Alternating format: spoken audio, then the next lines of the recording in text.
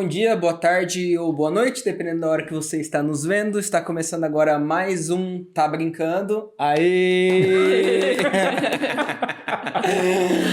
Muito bom ter você aqui conosco. Antes da gente começar, queria agradecer nossos parceiros, a Ponto Arc e a Adventure Studio TV, que nos dão um apoio aí no nosso projeto.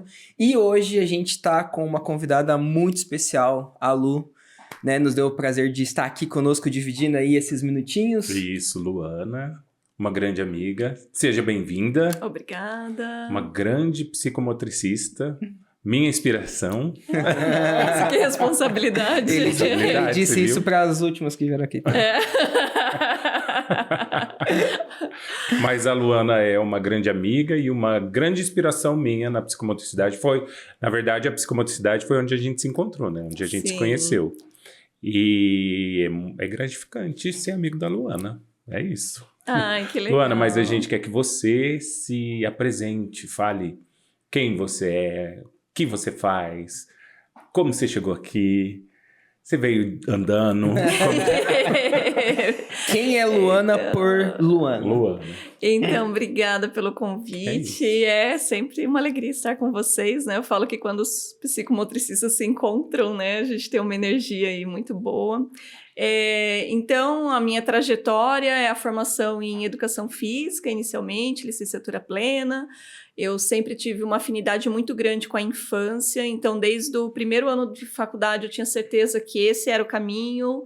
Fui trabalhar com recreação, então eu tive uma trajetória bem longa, assim, em resorts, hotéis, fazendas, e fazendo também, promovendo cursos nessa área, porque aí a gente quer espalhar, né, esse conhecimento e trazer novos profissionais. Então, a gente trilhou uma caminhada longa aí na recreação, no lazer, e aí uma amiga, né, nossa amiga Gra, ela em algum momento fala: Lu, tem uma pós, vamos lá. E eu quero muito, e eu não sei se vai dar turma, é a primeira turma desse curso, vamos. E eu falei: vamos, porque, né, vamos conhecer algo novo. Não fazia ideia do que era e me encantei, conheci o Fernando, né? Nossa amizade começou ali. No primeiro dia já. Primeiro dia, amor à primeira vista, né? Eu falo que nós três, assim, foi né, uma afinidade muito grande, e dali foi interessante, começaram a surgir ideias de projetos, né? Muito interessante que o Fernando, desde daquela época, falava clínica. E eu falava, clínica? Não vinha na minha mente, eu não conseguia imaginar o que era estar numa clínica, e era algo tão distante, ainda mais para o profissional de educação física, né? Mas infância, tudo bem. Qualquer coisa que fosse com a infância, eu toparia, né? Do brincar, tudo que tivesse... E a clínica veio para a nossa vida, né? Então, a gente fez essa primeira pós, aí eu não satisfeita no sentido de querer buscar mais, fui fazer mais uma formação, e aí eu fui para São Paulo, né? Como o Fernando também fez, fizemos uma formação que é das melhores do Brasil. Sim. Hoje, né? Na Associação Vencer, eu falo assim com muita gratidão por tudo que eles entregam, que eles também entregam. Assim. E a gente conseguiu arrastar o Diego também para vencer. Então, assim, é uma grande escola, né? Com grandes psicomotricistas ali, e quase concluindo a formação, eu fui para a clínica, né? Aí surgiu a clínica, e aí foi amor à primeira vista também. Sim. Porque em momento nenhum eu senti alguma insegurança, porque era criança, era o brincar, era o corpo, era o movimento, a gente já tinha estudado muito, né? Sim. Então, na verdade, ali era só juntar tudo. Sim. Eu já tinha muito tempo brincando com crianças, né, no ambiente do lazer, da recreação, ali com um foco completamente diferente, que ali já é terapêutico. São crianças com transtorno, mas a gente percebe que falta o brincar, isso, né? A gente vê que são crianças. Ponto. Exatamente. E precisa brincar, né? Elas precisam brincar. E aí a gente levar também isso para a família, né? Eu vejo que há um estranhamento da parte das famílias quando a gente coloca, por exemplo, num relatório, né, de final de ciclo ali de intervenção, a gente coloca qual é a recomendação. Eu acho que é das recomendações mais legais a nossa, né? Então a gente vai explicando com termos técnicos, mas no final a gente fecha. Ele precisa de mais vivências do brincar, tem parquinho próximo, o que tem de recurso, qual que é a possibilidade? Exatamente, é isso mesmo. A nossa prescrição é a brincadeira, né? Tem que brincar de tudo que é possível. Tudo que puder brincar, puder explorar, vai ajudar, né? A crescer. E a gente vê, né, Lu, que hoje, infelizmente, a gente lida, né? O nosso público de trabalho é o público atípico, mas a gente vê também que crianças típicas sofrem por não brincar, né? Tipo assim, caiu muito o nível de brincadeira das crianças, mudou muito a forma que as crianças brincam, e a gente vê, tipo, o impacto que isso causa na vida delas, né? A gente já falou nos nossos episódios, tipo assim, de impacto no desenvolvimento, tudo, e não é exclusivo para criança que é atípica, né? Todas as crianças têm sofrido com essa falta do brincar. Exato. Eu atuo também como professora de pós-graduação na área da psicomotricidade e a maior parte dos meus alunos são professores da escola. E é muito interessante esses dados que eles trazem, né? Então, os professores geralmente falam assim, eu tenho 2, 3 ali alunos com diagnóstico, mas a gente sabe que tem mais 5 ali que se investigasse também teria, mas se eu olhar para a turma toda... A gente tem um grupo de crianças com atraso no desenvolvimento e a gente percebe que é a organização da família, é a organização atual da infância e que isso tem impactado. Tem estudos que mostram que a criança, ela tendo até os 7 anos, vivendo num ambiente emocionalmente seguro, recebendo os estímulos adequados para uma criança. Gente, o que é que assim, a gente está tendo que pensar hoje porque está dando problema. Na nossa época, não sei se as pessoas discutiam muito isso, porque na nossa época de infância, porque nós chegávamos para a escola prontos para sermos alfabetizados. Esse estudo mostra, então, que ao longo dos primeiros 7 anos de vida, se essa criança tiver esse ambiente seguro, se ela tiver estímulos do brincar, do movimento, estímulos sensoriais, ela tiver todas as experiências que a gente pensa, pelo menos da nossa geração para trás, que a gente teve, de brincar na rua, de ter irmãos, a gente vai vendo que é a configuração familiar que mudou, de morar numa casa com quintal, enfim, de ter acesso, né, a esse brincar. Você chega na escola com 7 anos, em poucos meses você consegue alfabetizar essa criança. Sim. Porque ela está na maturação adequada, quer dizer, neurologicamente está madura e ela recebeu todos os estímulos, porque não basta a idade, né, para maturação. Eu preciso ter recebido essas vivências. É o que a gente sempre fala aqui, né? O corpo todo precisa estar preparado. E se ela receber tudo isso, o corpo dela vai estar preparado. Então, tudo se torna mais fácil para adquirir, né? No caso de alfabetização, de escrita, tudo isso, né? Se torna mais fácil. E é a nossa bandeira, é a defesa do brincar, né? Porque o brincar, ele vai proporcionar muito daquilo que a gente está fazendo com a criança ali na clínica. E o problema é isso, aí os professores vêm e falam, mas olha, esse ele está recebendo terapia, talvez ele esteja até bem melhor assistido do que aquelas crianças que não apresentam nenhum transtorno, nenhuma alteração no desenvolvimento, assim, né, que possa ser diagnosticado, mas está com atraso significativo. Né? Eu acho que é isso que você falou dessa mudança que a gente passou, né, na sociedade. Hoje a maioria das famílias tem um filho, mora em apartamento. É diferente. A infância de vocês que são velhos foi uma. A minha que sou novinho foi o... Mas assim... Foi criado no apartamento. Não. O meu ainda tinha um pouquinho de rua. Mas eu falo assim, é diferente. Não tem o que se fazer. Realmente hoje é perigoso você deixar um filho brincar na rua. A gente sabe que... Acho que talvez na nossa cidade o mais perigoso não é nem a questão da violência, mas acho que o trânsito é um grande mal, assim. Então, teve todas essas mudanças. Mas, cara, mudou, tipo assim, a questão de... às vezes eu paro conversando com o Fer, eu falo, cara, a gente falhou? Aonde que a gente falhou? Porque a gente não incentiva mais.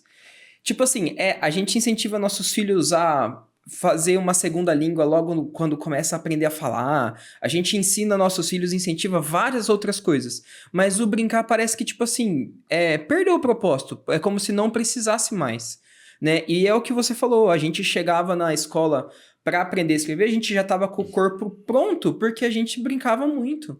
Né? Tipo, a gente tinha muitas vivências diferentes, e agora tem que fazer terapia para brincar. Exatamente. Para saber brincar, aprender a brincar. Sim. É porque na brincadeira que a gente desenvolve todos os nossos aspectos psicomotores, né? A gente não precisou de terapia psicomotora porque a gente brincou. Nossa psicomotricidade se desenvolveu brincando na rua, na escola, com os amigos, irmãos, tudo. E como isso está se perdendo, é necessária a terapia hoje, né? Sim, e observar que o reflexo dessa desconsideração do brincar, a gente vai observando na própria escola, porque na educação infantil hoje, muito cedo já está priorizando e valorizando o estar sentado, e estar escrevendo, estar calculando, estar... Né? Hoje eu conversei com a mãe de uma criança de 4 anos e ela falou, pois é, minha filha tem muito tempo já de escrita, de ali sendo estimulada para isso, sendo que, na verdade, naquele momento, com 4 anos, tinha que ser assim um banho de brincar nessa escola, de experiências sensoriais. O grande potencial é aquele ambiente, né? Porque a gente tem a dificuldade de reunir mais crianças, né? Não como, pelo menos na minha época, a gente ainda reunia as crianças da rua, trazia para o seu quintal, ia para o quintal do vizinho, exatamente. Isso era possível. Hoje realmente não é. A gente entende isso. Até eu, quando vejo meus sobrinhos, dá uma dorzinha e falo, tá seguro? Vai dar certo? A gente tem mudou realmente, né? A nossa organização social, enfim, mas a gente precisa encontrar soluções, e uma delas é a conscientização, é o estudo, é o avanço de compreender a gravidade disso, e algo que a gente fala assim, sem medo de qualquer... claro que a gente não fala diante das famílias, porque senão a gente apanha, mas o celular é um crime. Sim. Deveria ser expressamente proibido o uso de telas até, sei lá, 12, 13 anos, sim. E de uma forma que a gente compreendesse o impacto que isso está gerando. Outra questão que me ocorreu é porque a gente supervaloriza o desenvolvimento cognitivo sem perceber que há necessidade desse indivíduo como um todo para que esse cognitivo tenha um bom uso.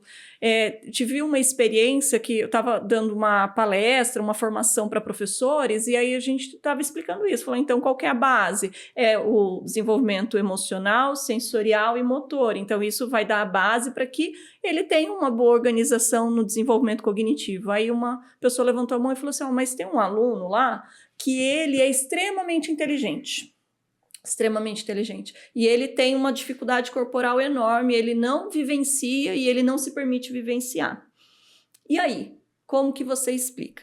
Falei, olha, correto, tem indivíduos que realmente vão apresentar como característica individual esse potencial intelectual maior, tá ok, mas a grande maioria de nós vamos precisar, né, para eu ter um nível de atenção adequado para aprendizagem, eu vou estar com esse corpo bem vivido, então a gente precisa desses elementos, mas existem indivíduos que não, ok, então vamos pensar nesse indivíduo que não tem esse desenvolvimento corporal, não tem. Primeiro, ele não se sente seguro com o próprio corpo. Exatamente.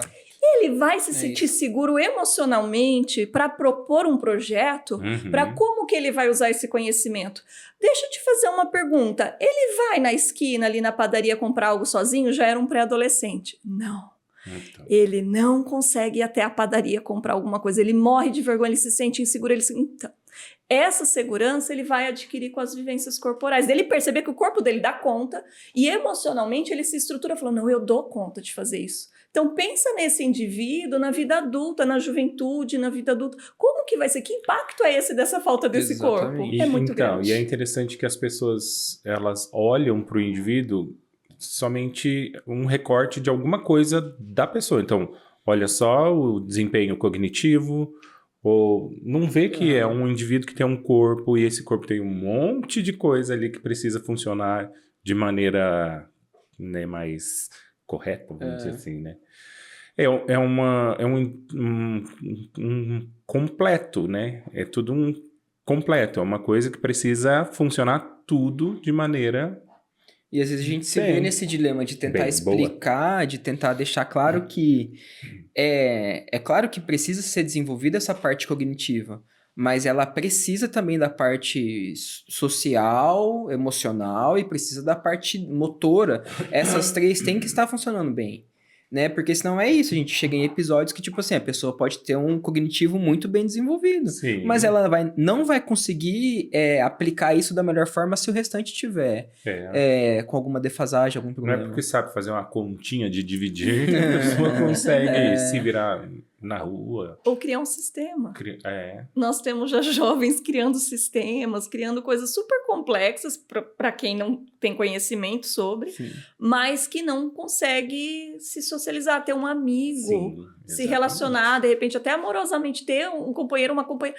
É algo super complexo isso. Então, assim, e é esse o olhar da psicomotricidade, né? A gente tem esse olhar do desenvolvimento integral para que ele seja aquela ideia do indivíduo bem-sucedido. O que é o indivíduo bem-sucedido? Ele tem uma compreensão da realidade dele, ele tem um controle emocional, ele consegue lidar com as frustrações, porque o que o brincar proporciona? É muita frustração. Uhum. Porque aí eu tenho que abrir mão daquilo que eu queria, eu tenho que aceitar a regra do outro, tem hora que alguém vai me machucar, tem hora que eu vou machucar alguém, e eu tenho que ir lidando com essas emoções. Quando eu chego na juventude, na fase adulta, eu tô preparado para lidar com frustrações bem mais graves. Exatamente. Né? Sim. E a gente falou uma vez que o brincar ele é mais ou menos isso, é como se fosse um ensaio para a vida adulta. Né? Eu lembro que eu falei da parte motora, que às vezes o motor nosso, enquanto a gente brinca, são pequenas ações que, tipo, aquilo vai ser feito em maior escala quando a gente se tornar adulto. E essa parte social e emocional é a mesma coisa. Tipo assim, a brincadeira nos proporciona muita coisa que a gente vai precisar fazer numa escala maior quando nós ficarmos adultos. Uhum. Né? É isso que você falou, a parte de frustração, a parte de abrir, de saber, tipo, abrir exceção, de ajudar... Sim. Quem que nunca brincou de esconde-esconde, tinha que fazer café com leite pra uma criancinha que queria brincar junto? E quem nunca foi café com Quem leite? nunca foi café Nunca com foi leite? café com leite, né? Entendeu? Aham. Então, tipo assim, esse trato E era legal social. ser café com leite. Era legal. Porque Você eu realmente era participava. café com leite. Você participava, mas você sentia parte E a fase da que você brincadeira, passa a né? transitar, falando do brincar, né? Transitar do café com leite para ser alguém que está sendo Isso, considerado. exatamente, Puxa, agora eu sou exatamente. importante, eu não sou mais café com leite. Porque, tipo assim, quando E a gente outra coisa, a gente aceitava ser café com leite. aceitava, E embora quando... Porque, na verdade, era a única condição para você participar, senão você... E às vezes, a primeira vez que você falou assim, você vai ser café com leite. Eu, pelo menos, lembro que eu olhei e falei, tá bom, não sabia nem o que era. Falei assim, mas eu vou ser café com leite. Mas eu tô participando. E quando a primeira vez você falou que alguém ia ser café com leite, você falou, agora eu sou Nossa, adulto. sou Você muito tinha, assim, adulto. 6 anos, 7 anos. E, Sabe? cara, isso é importante porque se a gente pensa nas nossas ações sociais, como a gente vive, muitas vezes a gente tenta fazer coisas para tentar ser aceito de alguma forma em algum ciclo, de Sim. algum grupo. E o café com leite é isso, cara. Tipo, estão me aceitando. O que é o café com leite? Me ocorreu aqui que talvez alguém esteja Alguém ouvindo não- a gente. Alguém Ele não não sabe o sabe que o que é o ser café com termo leite. ainda é atual. Nossa, O que se é você, ser café se com você leite? não souber o que é café com leite, você não brincou. Não tá vivendo certo. É que às vezes pode ser, as pessoas que nos assistem aí no Acre, no Amapá, pode ser que lá tenha outro nome. Outra expressão. Né? Verdade. Mas o café com leite... Porque eu nem sei o que é isso que você fala. No o café Acre. com leite? Não, o acne. O Acre. O Acre ou o café com leite? Você não Não, sabe? café com leite eu Ah, sei. Ah, tá bom. Você mas nunca foi pro Acre? Não. os dinossauros que tá no Parque do Enga veio de Existe? lá. É verdade. Xenofobia. Ó o episódio Não, é caindo. pedaço do Peru, Ó o não é episódio da Bolívia, caindo. não é do Ah, Brasil, tá. desculpa. Ó o episódio caindo, sendo derrubado. Em 3, 2, 1. Não, Obrigado. poxa, eu tenho um amigo muito querido de lá. Um amigo Acriano. muito querido. Você muito vê ele com que querido. frequência? Nunca mais. Ah lá. A última vez ele veio de A gente dinossauro. estudou junto. Mas pra você que não sabe, que tá nos vendo e não sabe o que é o café com leite é quando a gente era muito pequeno pra uma determinada brincadeira e a gente participava dela com... sem valer as regras. A gente queria brincar, mas a gente também não entendia as regras. Não, Isso. Não dava certo. No caso do esconde-esconde, a gente tentava se esconder, mas se a gente era achado, não tinha problema. Se a gente Isso. batia como salvo, também não tinha problema. Só tava correndo no meio ali. Traduzindo pra hoje, é o irmão que joga o videogame com o cabo desconectado. Porque ele tá com o videogame, com o controlinho na mão, mas não tá... Eu ia falar que eu acredito que toda vez que eu fui café com leite, alguma das minhas irmãs mais velhas estavam brincando. E elas que definiram que eu ia ser café com leite. É algo bem de irmão mais velho. Verdade. Mas e é muito importante, cara, a gente ressaltar isso do brincar, porque como Acho que a gente, lá no primeiro episódio, a gente conversou que a gente vê que crianças atípicas têm as suas limitações, às vezes e tal, mas até a ideia nossa de trazer isso, de criar esse projeto, foi que nem só crianças atípicas estão passando por isso, né? Tem crianças típicas que têm problemas aí no seu desenvolvimento, algum problema motor, problemas sociais, e aí é muito isso, a gente passou por mudanças, né, na nossa sociedade que contribuíram para isso de alguma forma ou de outra, a pandemia, tanta coisa que a gente passou aí, né, nos últimos anos que acabaram contribuindo, mas a gente tem muitas crianças que têm a sua parte comprometida, seja no motor, seja no emocional, seja no social, né, e que isso logicamente vai afetar em alguma coisa na vida adulta. E é interessante a gente refletir sobre o brincar coletivo, né? Uhum. Porque isso também foi muito reduzido. Sim. Então, que os pais, eles tenham esse cuidado de não super proteger os filhos na oportunidade do brincar coletivo, porque a falta é também esse brincar não sem o cuidado, sem a proteção, sem a assistência, mas sem essa supervisão de direcionamento do adulto. Porque essas vivências desses conflitos que a gente comentou é importantíssimo para o desenvolvimento emocional dessa criança. Exatamente. É muito importante. E isso foi ainda porque talvez alguns pais falem assim, não, mas eu estou suprindo com a natação, com o judô, com o karatê. E a criança está toda institucionalizada. Ela não brinca em nenhum momento sem regra, assim, sem regra de um adulto, sem um horário fixo. Não tem esse brincar livre que a gente tinha no quintal, na rua, né? Enfim. Ou na escola, pelo menos ali na minha época, a gente tinha eu sou de São Paulo, e aí a gente tinha um movimento público que a gente poderia usar a estrutura da escola, né? A escola que era na esquina de casa, a escola pública, ela era um espaço de lazer, né? Até por falta de espaço de lazer na localidade que eu morava, então lotava a escola de gente para usar as quadras, era muita gente, era muito legal, muito legal. Então, assim, a gente saber que esse brincar coletivo, ele proporciona um amadurecimento que é para indivíduos bem-sucedidos, sucedidos no sentido de felizes, né? Que a gente fala, não de ter ganhos ou conquistas materiais, mas de ter essa felicidade, essa alegria, esse bem-estar, de saber se relacionar, de saber resolver, né, as situações no dia a dia, de superar as grandes dificuldades da vida que todo mundo vai vivenciar. E aí eu fico muito preocupada quando a gente está vendo a juventude de agora com um perfil de ansiedade, a gente tem que estar muito atento o tempo todo para os jovens adultos, né, que estão entrando na vida adulta agora, que eles são já essa geração do brincar menos e são da geração do celular, do equipamento o tempo todo. É uma preocupação, é um caso de saúde pública, realmente. Então a gente está falando que vamos brincar, né, para não ter essas dificuldades e não gerar até esse custo para a sociedade, né? E o brincar até pelo próprio brincar, porque é legal, né? Você tava falando, eu fui retomando que, cara, eu lembro que na minha época de escola, assim, a gente era ensino médio já, segundo, terceiro ano, então era tudo meninada já de 16, 15, 17 anos, e a gente ia quase todo dia na frente da minha casa à noite brincar de esconde-esconde, e aí meu pai falava assim, cara, eu acho a coisa mais engraçada, uns 12 marmanjos, tudo barbado, já brincando de esconde-esconde no meio da rua. E, cara, era muito legal. Era muito bom. E tem essa parte do desenvolvimento e tal, mas era muito legal, sabe? Então, o brincar porque é legal. Faz bem pra caramba. A gente era muito feliz brincando. Né? Muito feliz. Tinha muita vivência brincando. Muita. Eu brinquei na rua muito, muito, muito, muito. Eu acho que a minha infância foi a melhor parte da minha vida, de tanto que eu brinquei. Sim. Nossa, era muito gostoso. E interessante você trazer essa questão, né, do brincar já, não só na infância, né, mas na juventude, no início da vida adulta. É interessante que quando eu trabalhava no hotel, né, em resorts, que aí a gente tinha ali hóspedes que ficavam, às vezes, algum período mais longo, então a gente acabava tendo uma proximidade maior, de ficar 3 dias, 4 dias, né, um pacote de carnaval, coisas assim, e aí a gente conseguia conquistar esses adultos para eles brincarem. E era romper com um paradigma que adulto não brinca. Na verdade, só nós, socialmente, era aceito que brincasse, porque vocês são os tios da recreação e vocês são muito legais, porque vocês brincam, vocês gostam muito de brincar.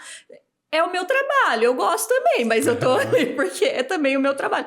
Mas é natural para nós o brincar, e romper para muitos adultos é algo bem profundo. Sim. De adultos, assim, se mobilizarem até certas emoções, de o quanto isso é complexo.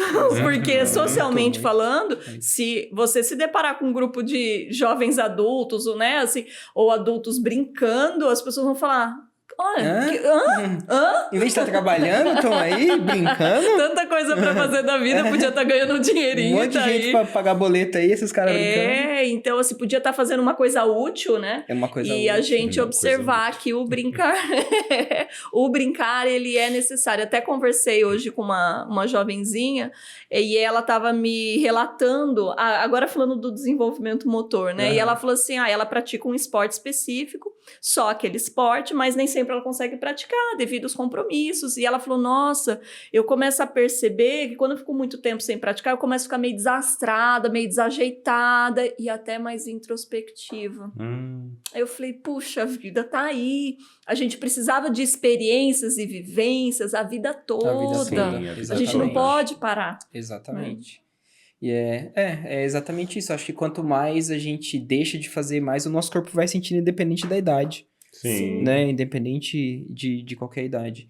E, ô Lu, você percebe algo, já que você também ou trabalha com gente que trabalha em escola, algo do tipo assim, também por conta disso, dessas mudanças sociais que a gente vive, que querendo ou não, a família meio que terceiriza essa responsabilidade, assim como às vezes para a escola fica um pouquinho a obrigação do criar, né, do educar o filho mesmo, tipo, muita coisa que... Eu trabalhei um período bem pequeno em escola, mas eu sentia isso, que, cara, tinha coisa que eu tinha que ensinar para os alunos que é pai e mãe que deveria passar.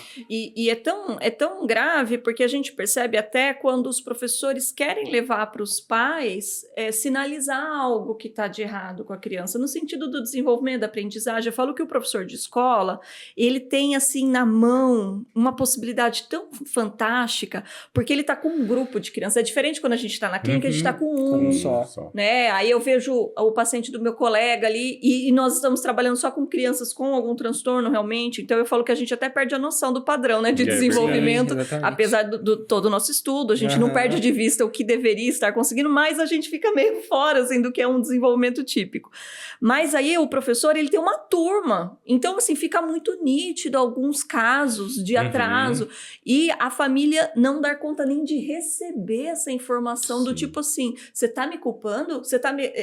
o que e aí muitos professores trazem, a gente não consegue nem levar para os pais. Eu não consigo nem falar, e é um caso grave. Então, assim, sabe, é realmente esse que os outros têm que resolver, não é comigo. E se for comigo, você tá me ofendendo, sim. É algo muito delicado, assim, e entender que, de fato, esse nosso grande desenvolvimento não aconteceu dentro da escola. E aí esse é o grande desafio de agora. A escola observar e olhar como dar conta daquilo que... Porque a gente chegou na escola pronto para ser alfabetizado. Todo o nosso brincar... A gente brincou na escola também, como as crianças de hoje brincam, na hora do intervalo. Mas é um tempo muito curto. A maior parte aconteceu fora do ambiente escolar. E aí, como que a escola vai dar conta disso? Até mesmo, por exemplo, eu fiz o prézinho, pré-escola. E eu tinha o quê? 6 anos? Quando eu fiz o prézinho, por aí. E depois, na primeira série, eu tinha 7. Mas eu não lembro de jeito nenhum de pegar num lápis no prézinho. Eu lembro de fazer bolachinha. Eu lembro de fazer massinha, eu lembro de fazer um monte de coisa, mas eu não lembro de pegar num lápis. Então, Eu lembro muito dos circuitos nessa época. A escola que eu estudava era muito legal. Circuitos motores mesmo, eram desafios, assim, corporais, era muito legal. Então, eu acho, assim, que isso foi se perdendo, né? Porque, assim, hoje em dia eles querem colocar uma apostila para uma criança de 4 anos. E essa apostila tem que ser realizada na escola e de tarefa. E, meu Deus do céu. E essa é a cobrança externa, né? Isso daí não é necessariamente a iniciativa da escola, mas é uma cobrança. O sistema está cobrando esse resultado. É uma mudança que foi acontecendo e não sei, igual eu falei antes, não sei que momento que nós falhamos, mas assim... Na história. Eu lembro que quando na minha época ali de escola, na 7ª série eu fiquei de recuperação em História e Matemática. Na época precisava assinar boletim quando ficava e tal. Eu cheguei e dei boletim pro meu pai. Aí meu pai falou assim, bom... Você sabe que se você fizer a recuperação e não tirar nota azul, você vai apanhar. Porque é sua única obrigação quanto ser humano nessa casa é estudar. Então, deu seus pulos e, cara, eu lembro que por medo, eu decorei algumas coisas e consegui recuperar a nota por medo. Porque eu sabia que eu ia apanhar e meu pai é grande, né? Ia machucar, ia machucar. Então, hoje a gente vê que às vezes o filho tira a nota vermelha, a família briga com a escola. Sabe, tipo... A escola que deu a nota, né? A criança que tirou. Cara... E não pode mais reprovar. Não pode reprovar. Então, tipo assim... Vamos falar baixinho isso, porque eu tenho vergonha de falar isso. Foi uma série de, às vezes, de pequenas mudanças até, outras maiores e tal, mas que elas foram se acumulando e deixou a escola com esse olhar hoje muito mais, tipo assim, a criança precisa passar no vestibular, como a gente conversou da última vez, sabe? Essa coisa muito mais técnica e muito mais cognitiva só, né? E, cara, não funciona assim. Tipo, a gente tem que... Como vocês falaram, né? Eu também passei só pelo prézinho e já cheguei na escola pronto pra... Tem que entender que essa evolução, quando a gente passa pelos processos, ela vem de forma automática, né? Tipo, ela vai acontecer, a gente não precisa ficar... Ela vai acontecer com mais facilidade, né? Com mais facilidade. É claro que a gente precisa ter as nossas estimulações, precisa passar por isso, mas esse desenvolvimento vem de forma tranquila, vem de forma natural. Né? Tem casos que a gente precisa reconhecer que eles necessitam realmente de um suporte, de um amparo, né? A gente percebe, assim, se a gente for até lembrar da nossa época de escola, tinham crianças que não brincavam, assim, na hora da educação física ou na hora de algum jogo, era aquele que sentava, era aquele... Então, provavelmente não sei se teria um diagnóstico se fosse hoje, mas talvez era aquele que precisava de um olhar específico de um psicomotricista, por exemplo, para dar um suporte para entender o porquê que ele não se sente seguro com aquele corpo, né? E eu acompanhei uma criança, na verdade era um grupinho da minha sobrinha, né? Desde pequenininha, a gente, como era da recreação, eu sempre fazia eventos e eles sempre estavam nos eventos, eles me contratavam para os eventos, para os aniversários, enfim. E eu fui acompanhando uma criança específica e foi algo que me chamou muita atenção, porque uma dessas crianças, quando chegou na fase da juventude, ela já apresentava o perfil de insegurança, né, quando era criança, mas foi uma das que teve maior dificuldade, né, numa escolha de um curso, de uma graduação,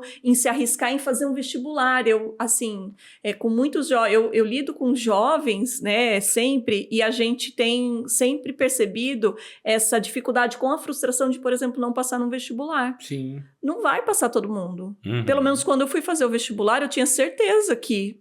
Eu falei, provavelmente eu não vou passar, é muito candidato, é muita gente. E teve vestibular que eu fiz e eu não passei, tá tudo bem. Então, o que faz? Vai estudar, vai fazer cursinho, vai... E foi tudo bem, não foi um grande drama. E eu comecei a observar jovens agora que, não, se eu não passei, meu pai já falou que ele vai me matricular naquela faculdade lá, que lá ele consegue me bancar e que não sei o que. Ele não se permite vivenciar essa frustração em hipótese nenhuma. Não, mas eu não posso esperar. Meu bem, você pode esperar. Espera mais um ano, você está muito jovem, até você vai amadurecer, até escolher talvez outro curso. Exatamente. Né? Quantos cursos a gente não pode fazer nessa vida ainda? Então, assim, mas é bem desafiador. E aí você percebe que foi aquela criança que precisava ter recebido um suporte específico, porque não deu conta, as experiências, né? Precisava de um suporte especial, porque ele tinha como um perfil individual ou até talvez algum transtorno, precisava ali de um olhar especializado, né? Ô Lu, agora fala um pouco do seu trabalho. Como que é o seu trabalho? Com o que você trabalha? O que você faz? Como que é? Então, eu trabalho numa clínica multiprofissional, então nós temos diferentes áreas, né? Fono, TO, psicopedagogia, psicologia. Temos um grupo grande e a minha alegria é falar que a nossa maior equipe é a equipe da psicomotricidade. Eu me eximo com isso. Por quê? Porque quando eu entrei na clínica não existia área da psicomotricidade. Na verdade, quando eu fui convidada exatamente para criar essa área. E nós éramos a menor, né? O menor grupo, que éramos 1, 2 profissionais, 3, 4. 4 no máximo, e hoje nós somos ali quase que em 9 profissionais, 8, 9, fica mais ou menos nesse... E o nosso trabalho, ele foi realmente ganhando esse tamanho pela confiança que as famílias... Porque a gente sabe que não é só você saber fazer, não é só... Mas é o boca a boca. Né? É aquela mãe que teve a experiência boa e fala, não, pode ir lá, que eles são sérios, eles, né, fazem um trabalho muito bacana e dá o resultado. A gente percebe até pela indicação dos médicos, porque eu lembro que só chegava pedido para nós quando era assim, já que não tem aquela área, já que não tem a fisioterapia, vai para psicomotricidade, já que não tem o TO, vai para psico. Enquanto você não consegue a vaga, vai para essa. E hoje já não.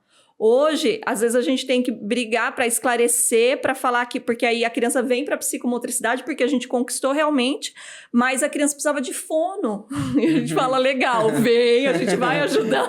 Porque o movimento, ele auxilia no desenvolvimento da fala, ok? Mas o problema principal da criança é a fala, então precisa Então, é muito legal a gente observar essa confiança que a gente conquistou da área médica também.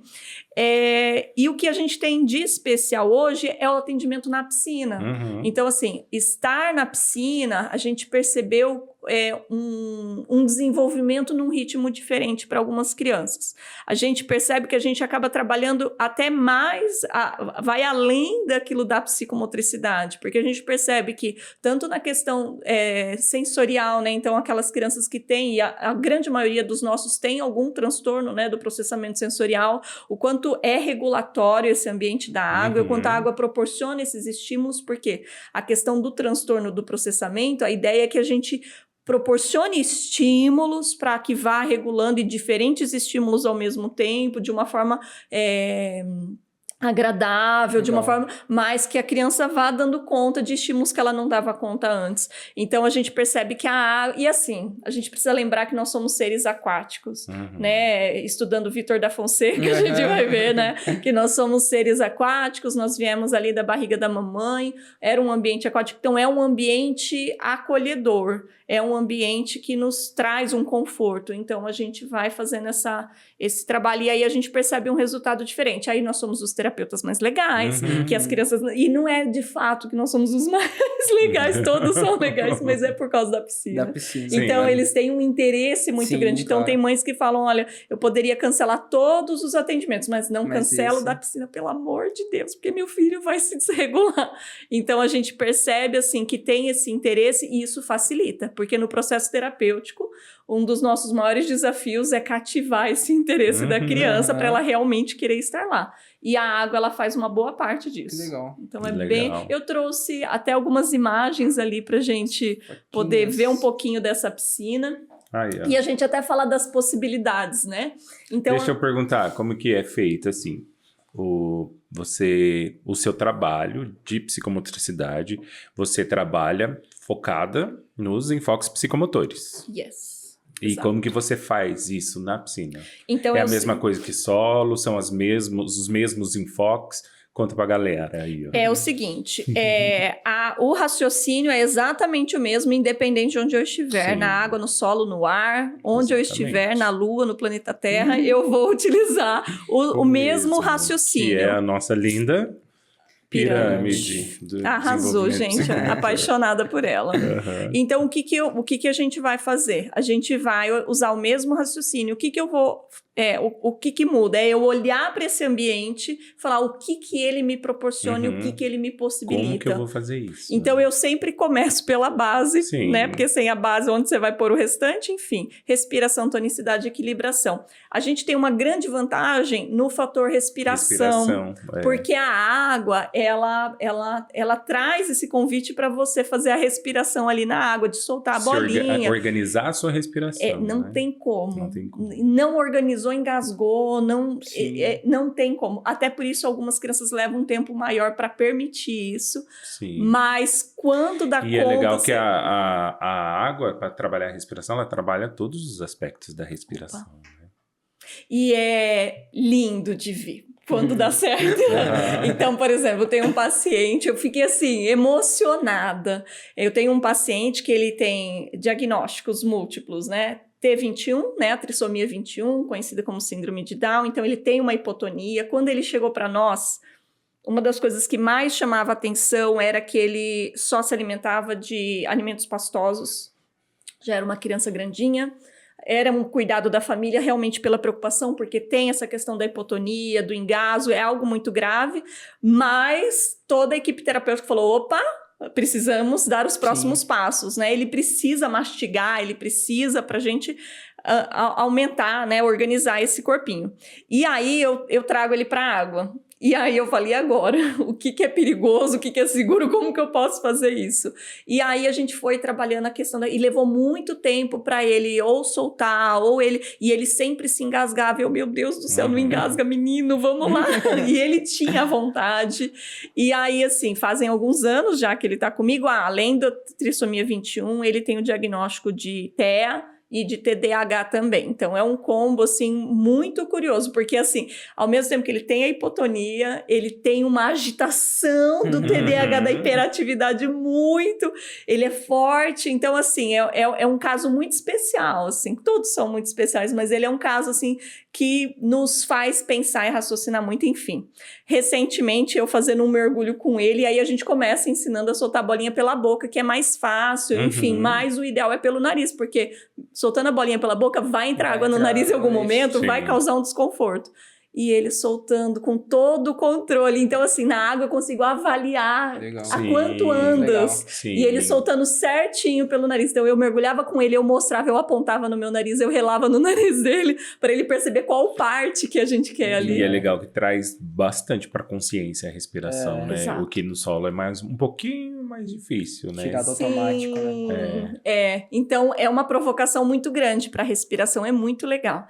E aí, então, deixa só antes de você seguir, que nesse tema da respiração você tocou já que a gente tá falando de piscina, né?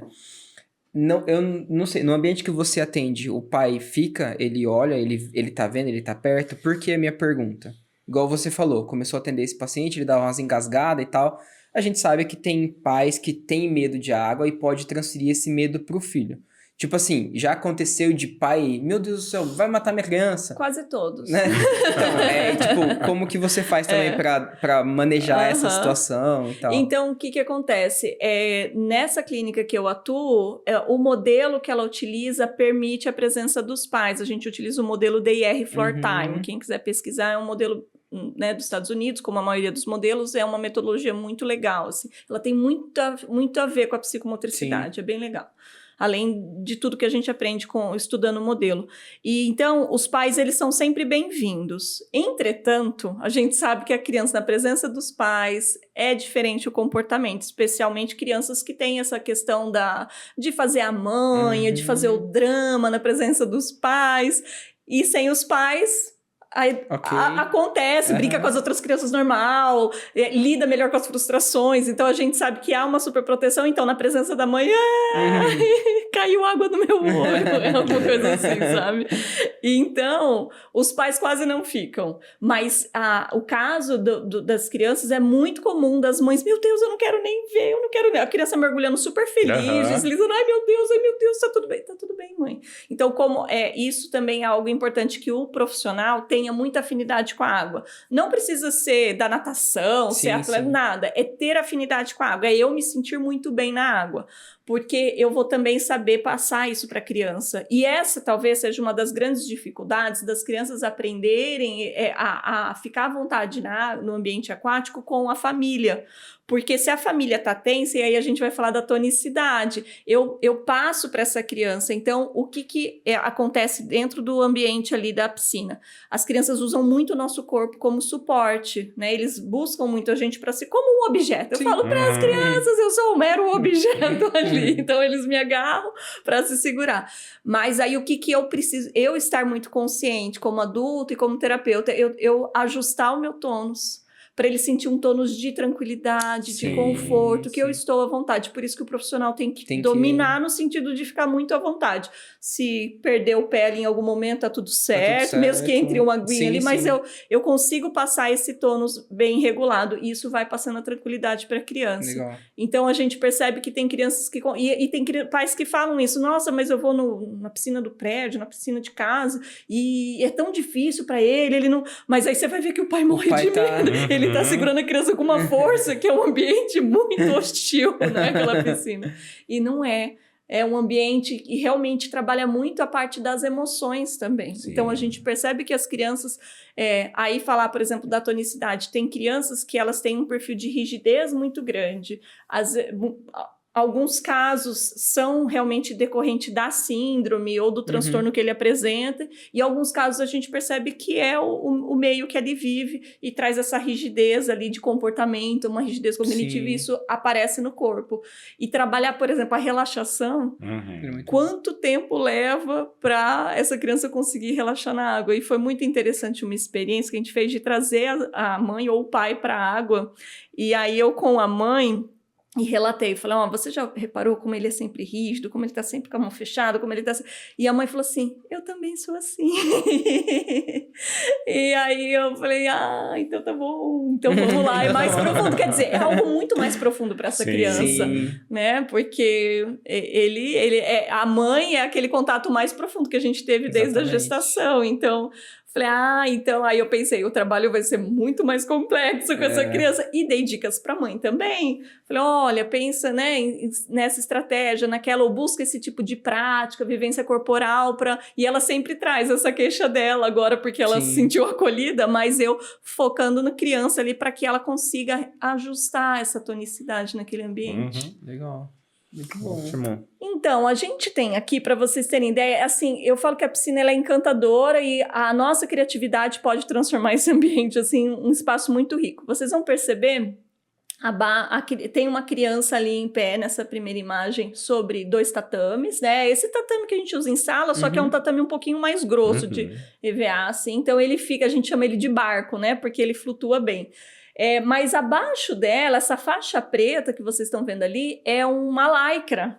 E essa lycra é uma delícia, a sensação dela, de você andar sobre ela, com a sensação da água. Então, aí eu tô dando estímulos diferentes. Então, a maioria das crianças, quando a gente coloca, a gente não deixa sempre, a gente vai sempre mudando a disposição dos materiais, para trabalhar a flexibilidade, quer dizer, esse material essa semana não está aqui, ele vai ter que lidar com essa frustração, então a gente muda assim. Então as crianças, na verdade, elas não se frustram muito mais com isso não, no começo a gente percebia, mas não, porque a gente percebe também as famílias falando assim, não, tem que fazer porque senão ele se desorganiza.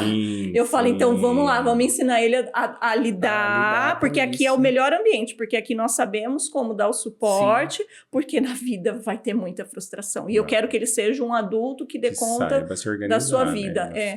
Diante de sua frustração. Então aqui eu trabalho muito o ajuste da tonicidade, porque a lycra ela dá esse piso totalmente inseguro, totalmente instável, então eu tenho que ir ajustando. Se eu fizer muita força, eu afundo que nem uma rocha, se eu deixar muito mole, eu vou flutuar e vou perder ela do pé. É muito legal. Sem contar no estímulo tátil também, né, que ela oferece. Sim. As crianças que gostam, né, desse envolvimento, elas só querem ficar na lycra. Elas entram na piscina, então a gente já sabe que se o objetivo é outro, essa lycra não pode estar lá, porque elas vão direto para lá. Eu tenho uma pacientinha que se tiver lycra, ela vai ficar na lycra, então eu tenho que pensar em toda a sessão em cima da lycra. E aí, então, a gente tem esse tatame. Esse tatame, a gente vai pensar na tonicidade, a gente vai pensar na equilibração. Porque, assim, é super complexo para a criança se organizar e ficar ali em cima. Ainda mais as crianças com transtorno. Depois que elas conquistam, elas fazem piruetas ali em cima. E a gente vai mudando também essa densidade de colocar 3, 4 tatames, depois 2, 1, aí o fica bem mais instável. Aí é um ajustamento corporal.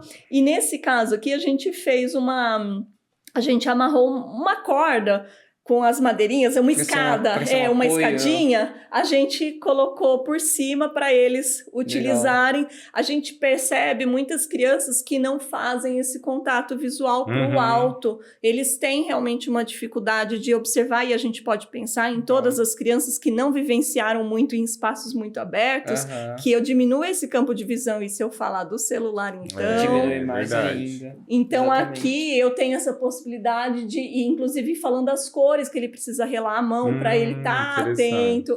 Então, é uma infinidade. E aí a gente faz a brincadeira de pular desse tatame para a água.